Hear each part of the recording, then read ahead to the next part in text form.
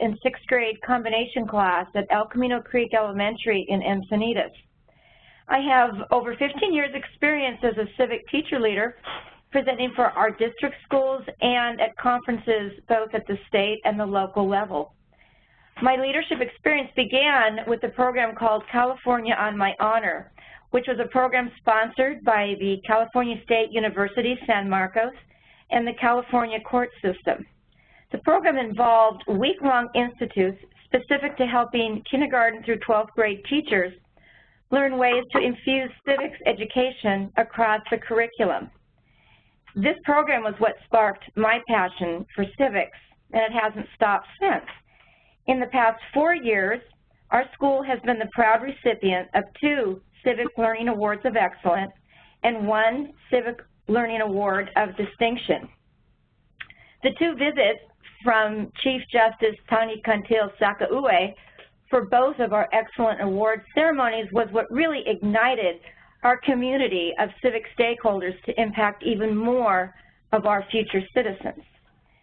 Next slide, please. One of our programs we submitted for the Civic Learning Award applications has been our ongoing development as a justice school.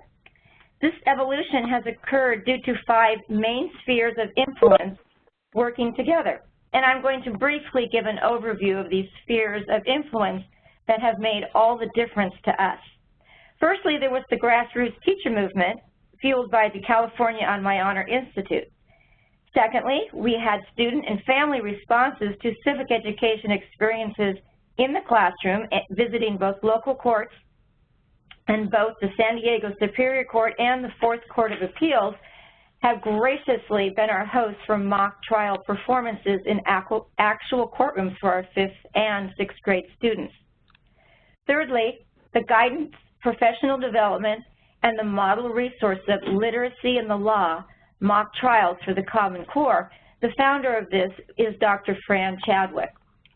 Fourthly, the support of site and district resources, such as a dedicated space on campus for a mock courtroom, and Robin Litt, our designated civic teacher on special assignment, to help develop additional curriculum and provide classroom co-teaching and modeling for teachers that are interested in furthering our justice school vision.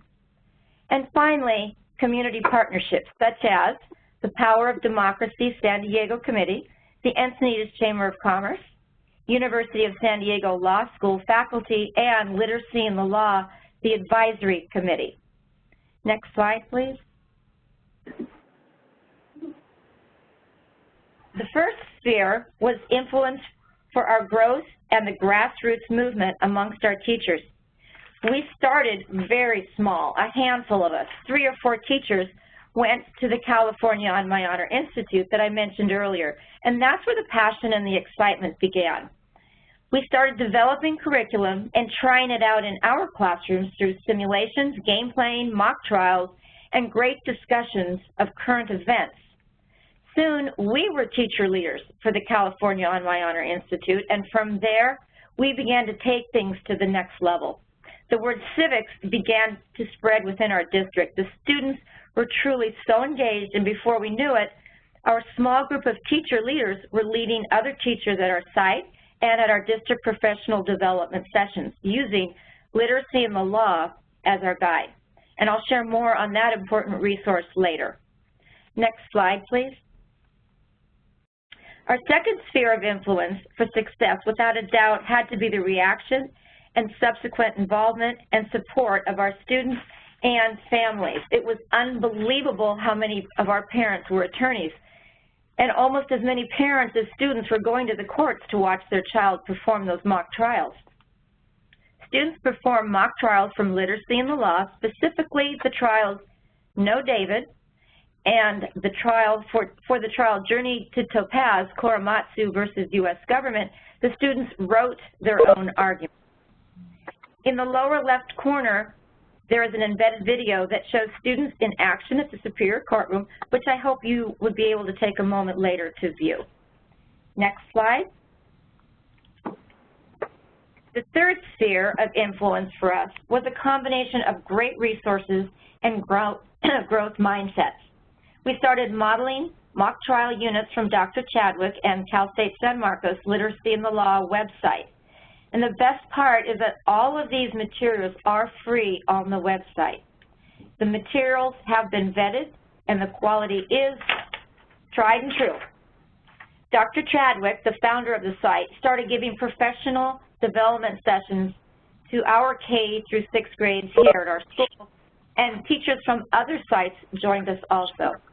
What really made it a recipe for success was the growth mindset of our teachers attending these sessions. They began implementing small changes and shifts in classes. One huge selling point for our teachers was the integration of the standards across the curriculum. Next slide, please. Our fourth sphere of influence involves support from our district level combined with our principals for our school site of a justice school. And we actually took one of our classes. Just 1 minute. I'm sorry, I just have to say there's a lot of audio noise coming across. Exactly. There's somebody, if everyone could mute their phone, please. Someone seems to be walking or traveling. Could you mute?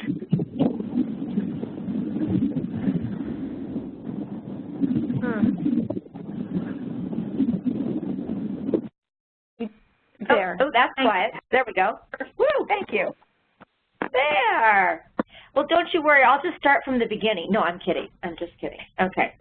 So are we on our next slide? Yes, we are. Okay, so I was talking about the fourth sphere of influence that was the support from our district and our principal. And I was saying that at our school, we took one of our classrooms and we had a courtroom built inside there. Initially, when we started to do mock trials at our school, the 5th and 6th grade students performed these trials in our auditorium for the younger students to watch. And we realized that the younger students were benefiting from seeing the trials, but we were thinking how fantastic it would be to have our own courtroom where students of all ages could perform the trials. And that even included our kindergartners. So, of course, to do that, we realized we needed to develop curriculum that was suitable for the primary students also. So, again, Robin, our district teacher on special assignment for civics, and some of our other teachers designed units which included trial experiences. Later in this slideshow, we'll show you the link to use any of these resources that you would like. Again, it's free to use for your district. Next slide, please. I can't see this. Finally, we have our 5th sphere of influence for our justice school, and this is community connections. Students and teachers have been advocates for the civic education at a number of venues. Pictured here is one group of students. The students are giving a presentation at the statewide California History Social Studies Conference in San Diego last spring. They're sharing how they leveraged learning about the government into how they view being a part of the government. And this is just one example of outreach happening. Students have also visited the USD Law School campus and asked questions of faculty. Students have performed mock trial excerpts for the local Power of Democracy San Diego group at the Civic Showcase and even at our local Rotary Club. There is an embedded video here of the picture of the students, and it'd be wonderful if you could take a moment to listen to that later. Next slide, please. Up until now, we've been discussing influences that help build our justice schools, but what about the content? How do we reach all standards and infuse quality civic education? And that was a really big question for us. So we realized that breaking the silos of thinking that each subject needed to be taught in isolation was the first step. We realized that reading, writing, researching, speaking, listening, performing, analyzing, and synthesizing were all taking place. Next slide, please. One issue we had been struggling with was how to infuse more nonfiction. We knew pairing fictional reading with non-fictional reading was a critical new step for all of our students. and it was wonderful to realize great historical fiction could be paired with landmark cases that actually happened. Literacy in the law had done just that and provided us with a perfect template for success. So where do we find these landmark cases? Can you hit the next slide, please?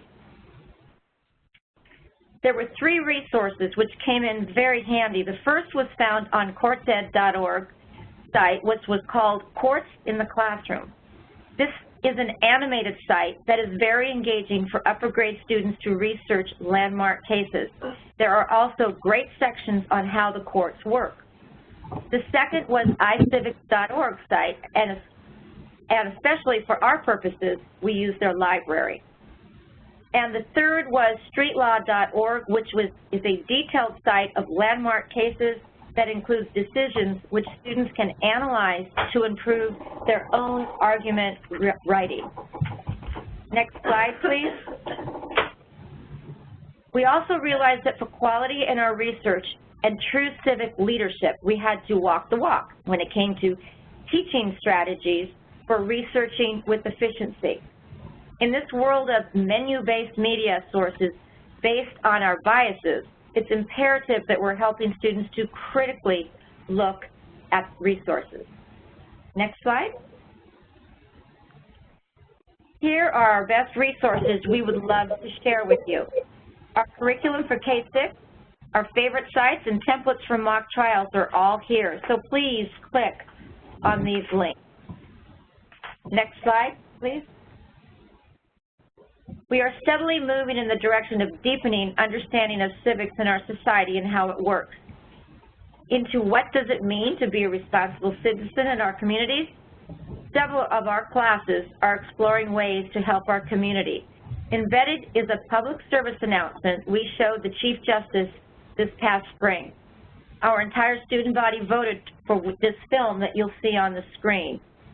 The topic was freedom of religion, based on the First Amendment, and it's well worth viewing. It takes 60 seconds to view this. In conclusion, our next steps are to work with design, thinking, and the UN Sustainability Goals. We hope that this would be helpful to you, so thank you very much.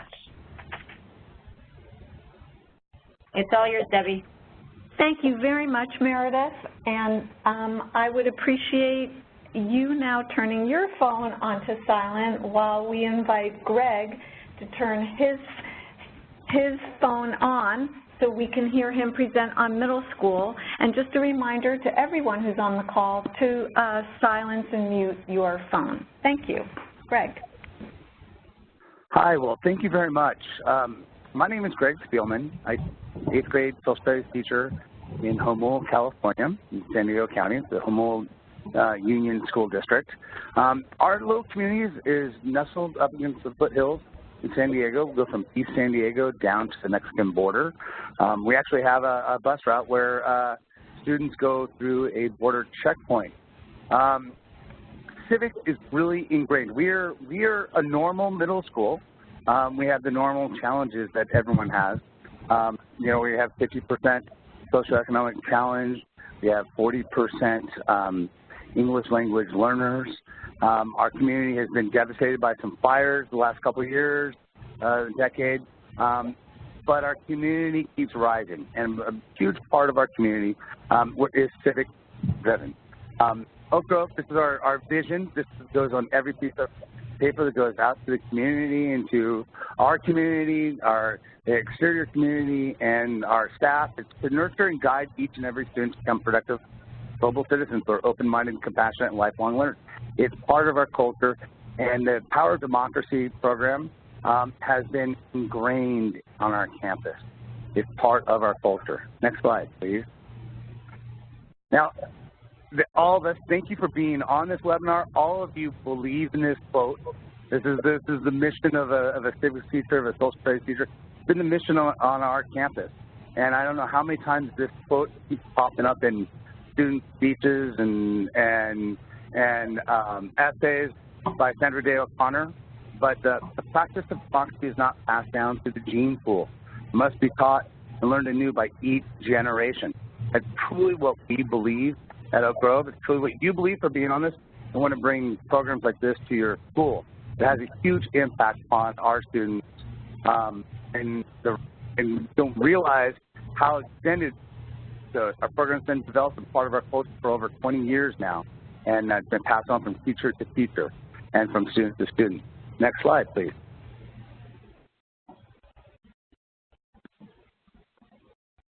So the next slide would be. I'm sorry. It's just we tried. Oh, no worries. To keep it, no problem. To keep it in our a part of our culture, it's super important. This is one thing that you can do as a member of a staff or in a school community, is to get it ingrained in your local control action plan. And so in our district, it's actually it's in 2 different spots in our LCAP, and there's funding tied to this. This makes it definitely part. It's amazing to see in an LCAP, goal number 1 right there, with English, language arts, mathematics, history, social studies, including civic education, science, physical education, and performing arts. It was a real haul to get this done, but it's super important to maintain our program. Next slide, please. We're going to talk today mainly about the Center for Civic Education's We the People simulated hearing that we do, but we do a lot on our campus. And so I'm going to share a couple things with you that we've been doing for years and years. The National History Day project, every student in our school does a National History Day project. It is around a thematic question that the students do a research project. And this empowers students, gives students choice. They get to choose the topic that they would like to research. They get to choose the way that they would like to present their information and how they would like to work individually or in a group. Next slide. We also do Project Citizen from the Center for Civic Education. And this is where students look at the community. They look to see whether it's a problem in the community. They look to see how the problem has been addressed. Look for ways, they come up with a unique way of addressing the problem. They look to see what governmental organization or governmental body has control or influence over that sphere, and then the students develop an action plan to work their way through that system to advocate for change. So it goes from, in our community, we've had problems with rattlesnakes, Wi-Fi access for all students, litter, and even school zones and food on campus. Next slide. Across curriculum, at our school at Oak Grove, every teacher on campus is a civics teacher. So language arts teacher, science teacher, a mathematics teacher, a PE teacher, an art teacher, we have all bought in to be civics teachers. So we have a showcase once a year where the whole school works on around a question. This year it was the role of an immigrant in a civil society. We're tucked right up against the border, and and we have a lot of our students are immigrants. We've explored that through all disciplines. Our science teachers do science town halls around the issues of pollution and global warming. And our language arts teachers do Genius Hour, where students explore their role as an adolescent in the modern world. It's all part of our culture. Next slide. But we kick off our study of the Constitution. It's for 8th grade, it's a semester-long study, exploration of the Constitution, but all grades, 6, 7, and 8, are all involved in the process. We have a Constitution Week, so instead of celebrating Constitution Day, we have Constitution Week. And around that week, each classroom has activities that are based in around a constitutional issue. We have we end up having, you can see the art teachers here are doing chalk drawings. We have a culminating kind of activity that week with an assembly centered around a speaker. We have a dance contest at lunch around the preamble. And the highlight is star cookies. The star cookie, every kid leaves with a star cookie, red, white, and blue cookie, and a pocket constitution. But that leads us, there's preamble challenge. All the students on campus recite and get to know the preamble and have a preamble exercise that they have to do. in 8th grade, we go into a reenactment of the Constitutional Convention, 1787, where all the students dress up and walk back in time. And we have a nuts and bolts Constitution test that is our immigration test that we give. But the culminating activity is going to be on the next slide. It's the We the People simulated hearing from the Center for Civic Education.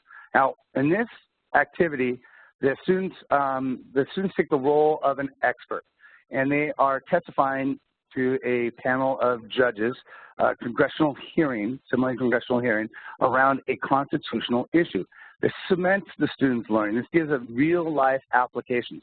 The students are presenting, they have to present their findings and defend their findings.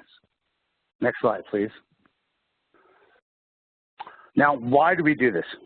Well, we do this, there's been extensive research on this program, and it leads to Stanford University study concludes the program is effective in promoting political tolerance because participating students feel more politically effective and perceive fewer limits on their own political freedom.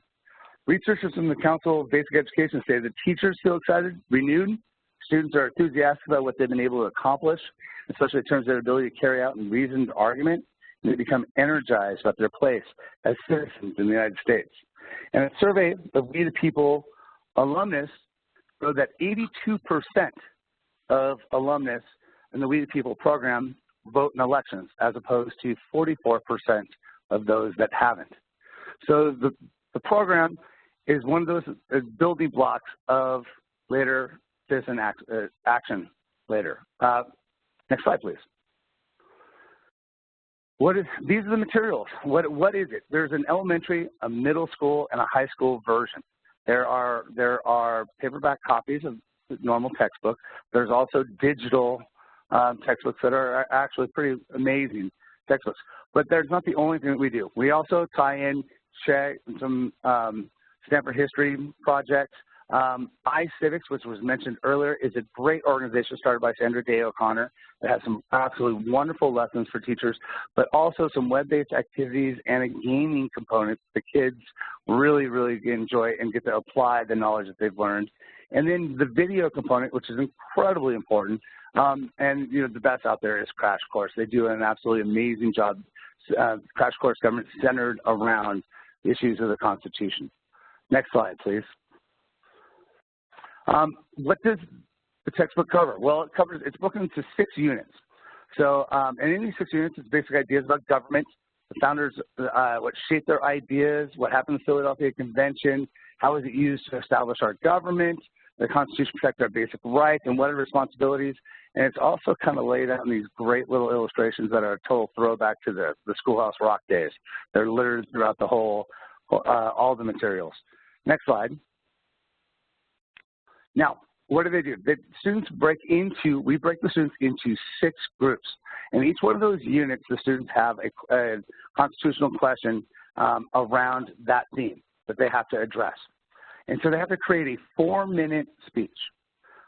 They research, they pick their findings, they compose it into it.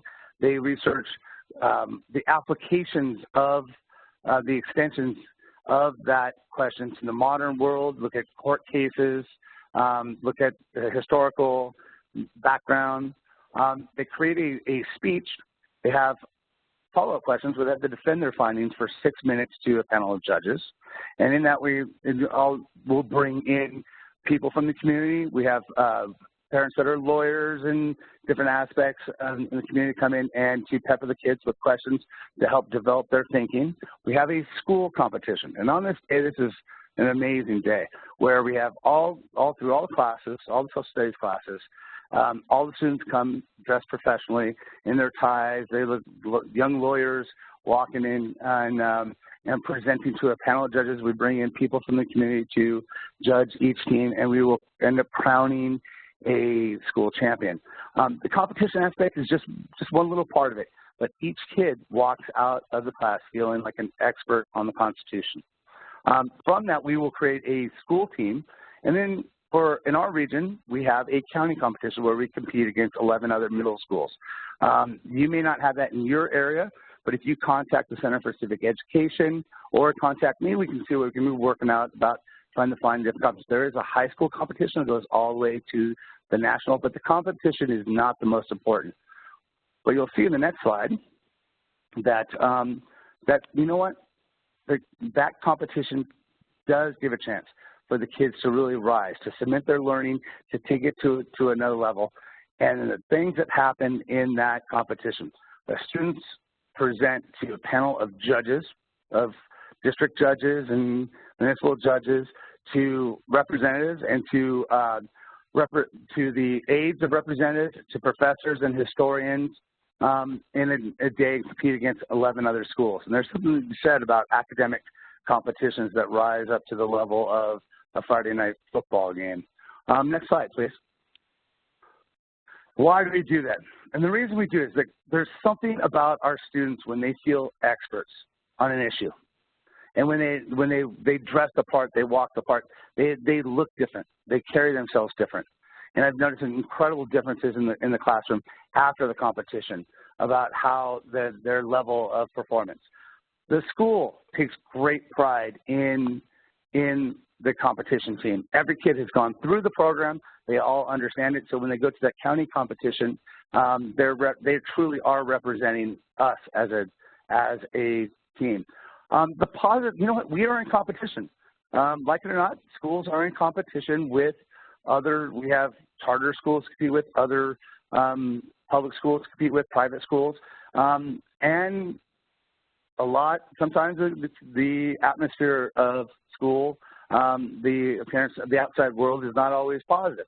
So this provides us a great deal of public publicity, positive publicity that gets our school's name out there and also gets what's going on in our school. And then we get students that are engaged in the community. Our students, our winners, go out to the local service organizations, Kiwanis, organizations. They've competed, they present at the community showcase, civic showcase in our region, and also at conferences like the California Council for the Social Studies. Next slide. You know, if you want to know more about it, you can go to my link here, and it has the supplies that you would need, some worksheets and different things, the questions for the program. Thank you very much for looking into trying to bring civics to your school and to really make a difference for our students. Thank you. Thank you, Greg. That was an excellent presentation. You and Meredith have really provided so much information about what can be done in the younger grades.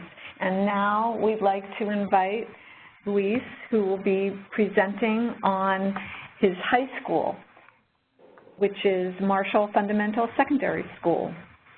If everyone else could keep their phones on mute and let Luis present, that would be great. Good afternoon. I would first like to take you back to last school year, specifically the week before Thanksgiving break. My campus was abuzz with students talking in the halls and in the quad. At first glance, it seems no different than any other day on campus. It was only when you stopped and focused in on one of these conversations would you notice that they were not talking about their plans for the weekend or the test on Friday or the homework they forgot that was due next period. No, it was clear that something else was going on. They were all discussing the ideas and debating positions around the topic of waste management. You see, this is the week of our school-wide innovation project. Last year was our third year of the innovation project, and I believe our breakthrough year. Today, I would like to talk to you about the innovation project, what it is, how it began, how it has evolved, and how those changes have led to greater buy-in and collaboration amongst our students and teachers. My name is Luis Rendon. I am an art teacher at Marshall Fundamental Secondary School in Pasadena, California. I've been a teacher for 5 years, all of them at Marshall. I have served as the department chair for 4 years. For the last 2 years, I've been the lead teacher for our Academy for Creative Industries. Finally, I've been on the planning committee for the innovation project for the last 3 years. Marshall was bestowed with the 2018 Award for Excellence in Civics Learning. We were acknowledged for the outstanding work accomplished by our students during our school-wide innovation project. Let me summarize Marshall We are centrally located in the city of Pasadena. Our school has no boundaries, so students live throughout the city of Pasadena, Altadena, Sierra Madre, and as a secondary school, Marshall serves students ranging from 6th through 12th grade.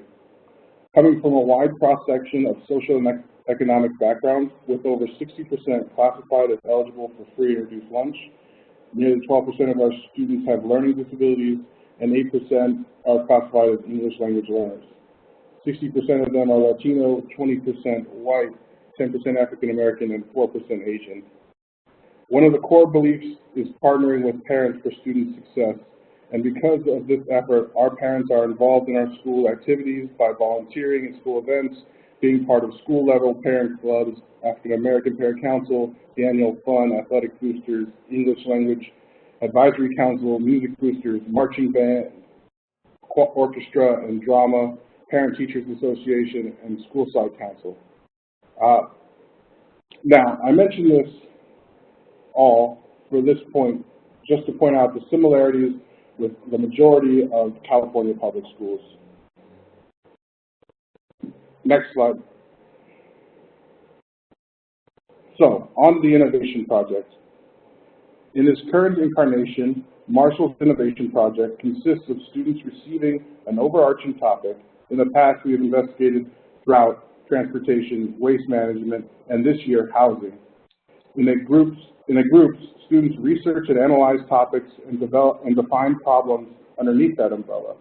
Through the investigation, students develop novel solutions to their problems and express them in the written form of a persuasive essay and present them to their peers as a multimedia presentation.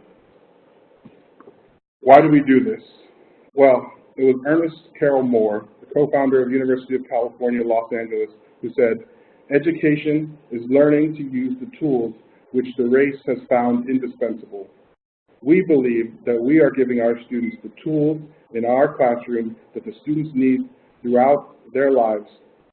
This project allows the students to use those tools to think critically, creatively, and collaboratively. The Pasadena Unified School District over the past 5 years has been in the process of rolling out new student graduation profiles and a new graduation requirements of a portfolio which must contain artifacts of research, creativity, and collaboration, and a defense of learning in the form of a reflection paper and the presentation, which goes into effect this year. We see the Innovation Project, although not its original intent, as a great way to measure and celebrate our students against this profile. Our students of the class of 2021 will have participated in 7 innovation projects. Our students will be prepared to defend their learning and for the rigor of their future endeavors. I mentioned earlier that one of our 4 core beliefs is partnering with parents for student success. Well, the Innovation Project initially came about through the discussion with one of our parents and our principal, Dr. Mark Anderson. The parent was a consultant who was working with the County of Los Angeles and looking into ways in which the city could deal with the lingering drought. From this conversation, and through the leadership of our principal and that of the parents, we connected with our community partners, discussions ensued, and the Innovation Project was born. Next slide.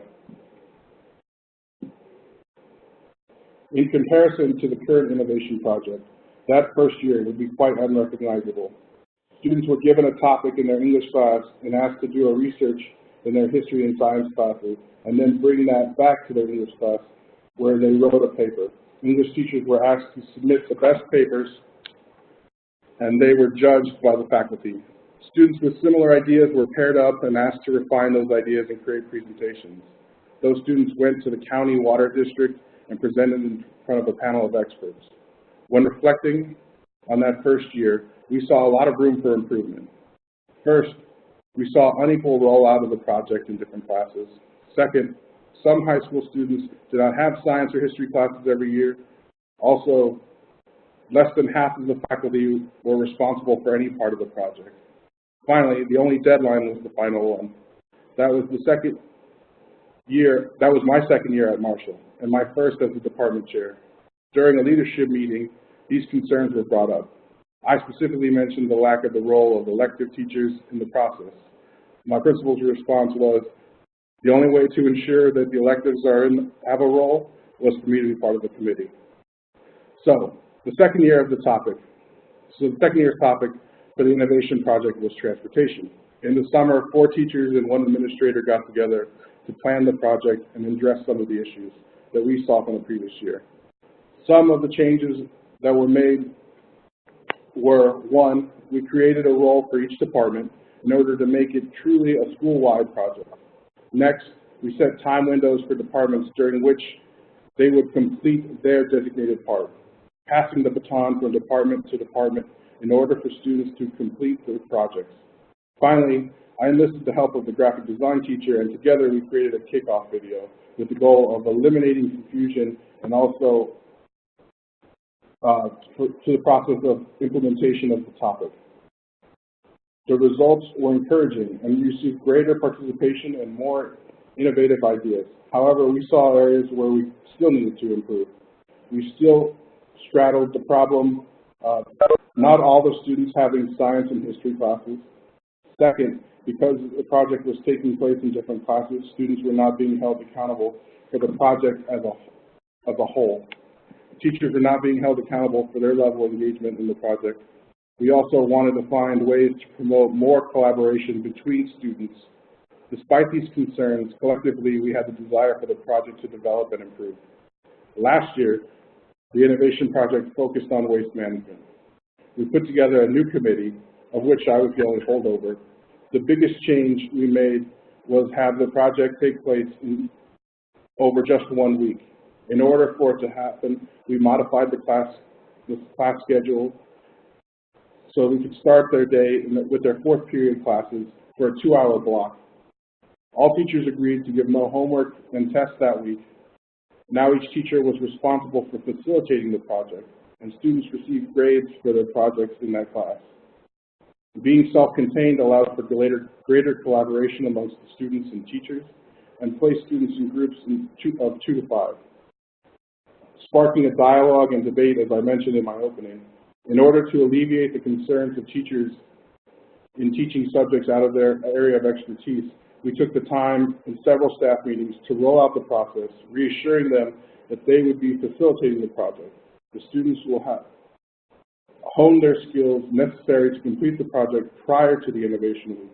These skills were determined during the discussions amongst the whole staff. Departments were tasked with committing to preparing students with these skills they determined to be necessary for the project week, and compiling resources for students and teachers to use during the week. We received great feedback from the staff about the new format. We addressed many of the concerns from previous years, but we have made notes in areas in which we hope to improve this year, specifically minimum requirements for the writing, as some teachers required a few paragraphs while others required a few pages. Many teachers have spoken of rolling out the project earlier so that students will be aware of who their partners are and so they can hit that week ready and focused. Next slide. As we sit on the eve of our 4th innovation project, I choose to reflect on the choices we have made that have succeeded in increasing the buy-in and collaboration amongst our students and teachers. The first thing that I see is starting a buzz. The more you can get your faculty and staff talking about the project with their students at the beginning of the year, maybe integrating the themes into other projects and lessons, the less confusion and pushback you will receive once the project is kicked off. After creating a buzz, it is paramount to have a strong kickoff. After the first year, it was clear that students needed a single source with a concise message regarding not only the topic, but also the schedule, procedures, requirements of the whole project. Last year, we handed this over to the kickoff video to the students in our journalism class, and they are currently working on the video for this year. Finally, stay on message.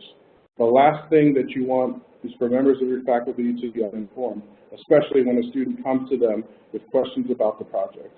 Make sure that the staff is aware of all parts of the project and what is required. These are the 3 keys that I see to contribute to the increased success of the innovation project amongst students. Next slide. I highlighted the keys for students, but the greatest impact comes from the enthusiasm of the staff.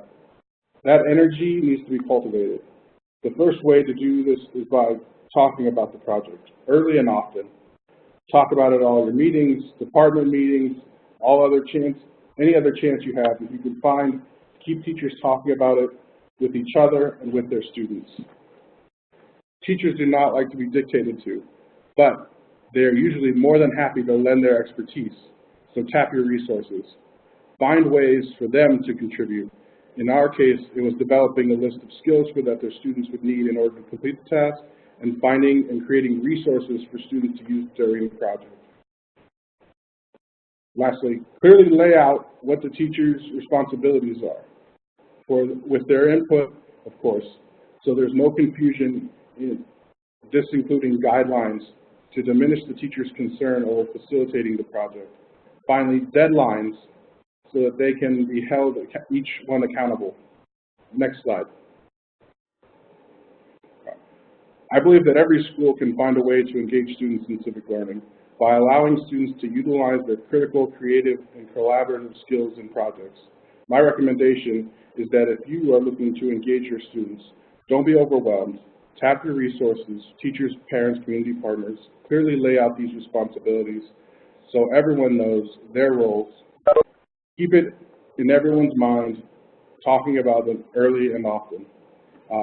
Here's an embedded link of the resources that we are putting together and compiling for this year's innovation project. If you are interested in engaging your school in more civic learning, my last bit of advice is just to go for it, pursue it, and be persistent. Thank you.